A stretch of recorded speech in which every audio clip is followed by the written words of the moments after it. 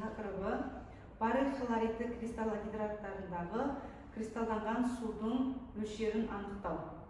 Бұл жұмысымыз гравиметрия әдісіне жатады және 2 аптаға дейін созылатын өте ұзақ жұмыстар. Сіздер әр өлшеу кезінде мұқияттылықты қадағаларыңыз керек. Ондай болса, зертханалық жұмыстың барысымен танысайық. Бүгінгі зертханалық жұмыс баррель кристаллогидратындағы суды анықтау. Ең алдымен жұмыстың барысы суды анықтау үшін алдымен тигелді алдын ала кептіреді. Ол үшін тигелді кептіргіш шкафқа орналастырып 40-60 минут ұстайды. Кептіруден кейін тигелді арнайы қысқышпен алып, иссикаторға қояды және қақпағын жауып 20 минут бөлме температурасына салқындатады. Салқындатылған тигель аналитикалық таразыда дәл өлшенеді. Кейін тигелді біз қайтадан 20-30 минут кептіріп тағы өлшейміз. Осы кептіру, салқындату, өлшеу процесі арқылы соңғы 2 өлшемнің айырмасы 0,02 граммнан аспағанша қайталанады. Бұл жағдайда тигель массасы тұрақты есептеледі. Одан кейін тигельге шамамен 1,5 грамм баррель кристаллогидраты салынады. Алдымен техникалық таразыда, кейін аналитикалық таразыда дәл өлшенеді.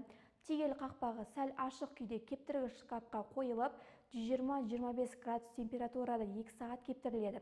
Температураның негізгі 125 градустан аспауын қадағалау маңызды. Кептіруден кейін тигельді иссикаторға қойып, оны 20-25 минут салқындатады. Қайта өлшеп, мәнін жазады.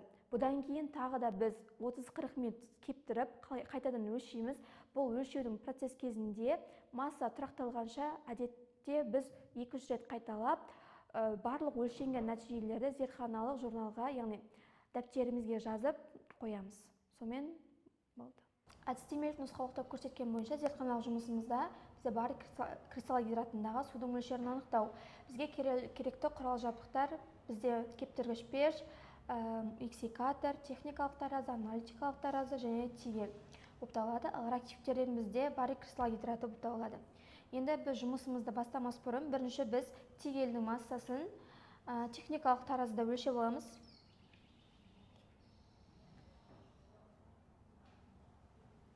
Біз техникалық таразыда тигеліміздің массасын өлшеп алдық. Енді келесіде біз аналитикалық таразыда соның салмағын өлшеп аламыз.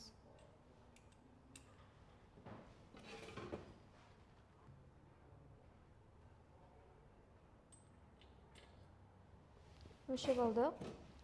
Енді келесіде біз кептіргіш пешке 20-30 минутқа тигелімізді кептіреміз.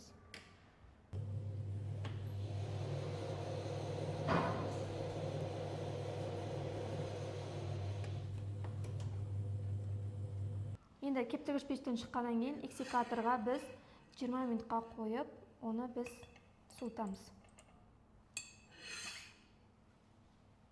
Тигеліміз суығаннан кейін енді оны алып, техникалық және аналитикалық таразыда өлшейміз. Енді бізде тигеліміздің массасы тұрақталғаннан кейін біз өлшенетін реактивті қосамыз.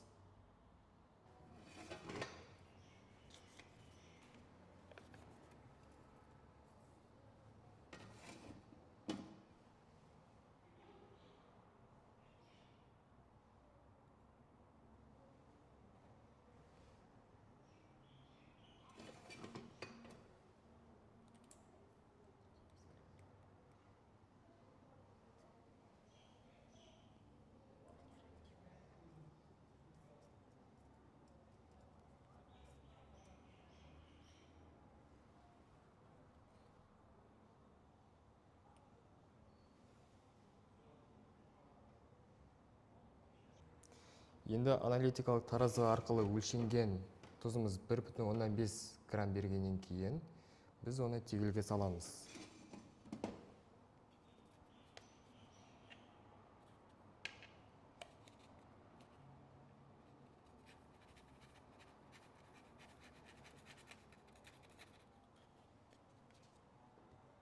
Енді тұзы бар тигелімізді аналитикалық таразыда өлшейміз.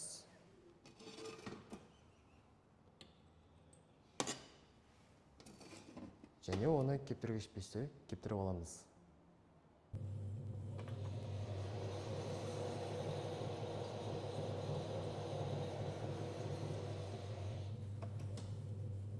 Енді пеште кептіргеннен кейін эксикаторда суытып аламыз. Мәніміз тұрақталғанша қайталаймыз. Эксикаторда суытқаннан кейін тегелімізді аналитикалық таразыда өлшеп аламыз.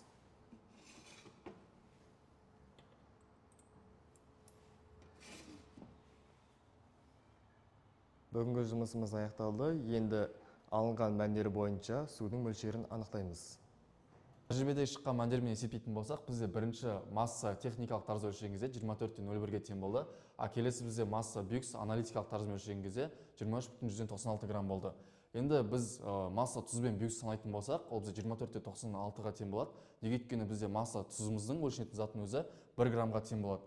Келесі бізде кептірілген, яғни бұл жақта тұз бен масса бюкс қосқан кезде бізде 24,81 шықты. Яғни үш мәні де бірдей, үш мәні бірдей болғандықтан масса орташасы да бірдей болады. Неге өйткені осы үшеуін қосып үшке бөлгенде осындай мән шығады. Келесі бізде судың массасын табатын болсақ, біз ең алдымен масса тұз бен бюксті алып, оны жаңағыдай кептірілгенмен азайтқан кезде, 24,81-мен азайтқан кезде бізде 0,14 грамм шығады.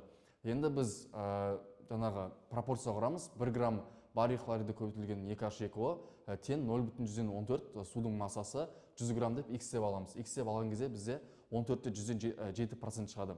Сосын біз малярлық массасын аламыз, 244,13 тең 36 грамм болады бізде судың малярлық массасы. Астына 100 грамм деп X пен өлшеген кезде бізде 14,175% шығады. Енді біз X-ің абсолюттік қатесін табатын болсақ, мына жақта шыққан 14,171-ден біз мына жақта шыққан 14,175 азайтамыз. Сол кезде бізде минус 0,04% шығады. X салыстырмалы қатесін табатын болсақ, біз минус осы шыққан мәнді 100-ге көбейтіп 14,175-ге бөлген кезде минус 0,27% шығады. Келесі бізде судың процентін табамыз. 24,181-ді жаңағы 24,181 36-ны азайтып, оның астындағы мәндерді бөліп 100% көбейткен кезде бізде 0,5% шығады. Бүгінгі зертханалық жұмысымыз аяқталды. Жұмыс барысында гравиметрия әдісімен терең таныстыңыздар және өз білімдеріңізді ұштастыра отырып есептеу жүргіздіңіздер. Зертханалық жұмыс сіздерге түсінікті болды деп ойлаймын. Сау болыңыздар.